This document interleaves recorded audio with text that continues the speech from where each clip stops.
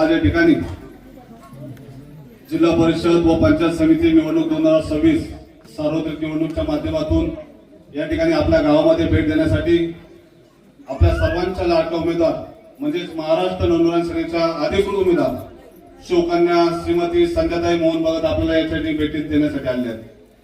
आपण पाहिलं असेल एकमेव उमेदवार आहे, मी जुन्नर तालुक्यात म्हणत नाही, संपूर्ण पुणे जिल्ह्यात संपूर्ण महाराष्ट्रामध्ये ज्यांच्या नावापुढे शिवकन्या असं नाव आहे या फक्त आपल्या सावरगाव कोसर गटाच्या उमेदवार आहेत आणि त्या फक्त संध्याताई या ठिकाणी आहे।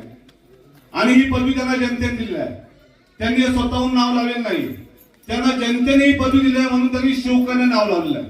हे नाव लावण्याचं कारण ज्या छत्रपती शिवाजी महाराजांचं नाव आपण अभिमानाने घेतो, ज्यांचं नाव घेतल्यामध्ये आपल्या अंगांगामध्ये रोमांच संस्कारतो, त्या शिवरायांच्या जन्माने पावन झालेली भूमी आहे म्हणून ताईंच्या सर्व जनतेने या सर्व महिला वर्गाने त्यांना पदवी दिली शिवकन्या।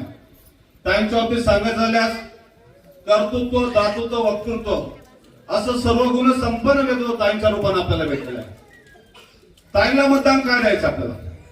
आता बरीच लोक येतील सांगतील यांना निवडून दिलं तर त्यांनी आमची कामं केली। निश्चितच कोणावर आम्ही टीका करणार नाही, कारण ते आपले संस्कार नाही, त्यांनी मतदान घेऊन आपली कामं निश्चितच केलंय, परंतु आपण त्यांना मत दिलं होतं व त्यांना त्या पदावर त्या ठिकाणी बसवलं होतं की आपली कामं करण्यासाठीच बसवलं होतं। मग त्यांना संधी दिली आपण सर्वांनी, मग ताईंना पण देखील आपल्याला संधी द्यायची। ताई देखील आपलं काम निश्चित अजून जोमाने करतील, कारण कुठल्याही पदावर नसताना जनतेमध्ये 24/7 जसं आपलं एटीएमच्या पुढे लिहिलं असतं 24/7 त्या प्रकारे ताईंचं काम आहे।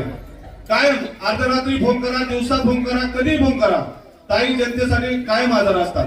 म्हणून ताईने पुन्हा एकदा त्यांना अजून एक पदवी दिली आहे सर्व जनतेने, आवाज जनतेचा।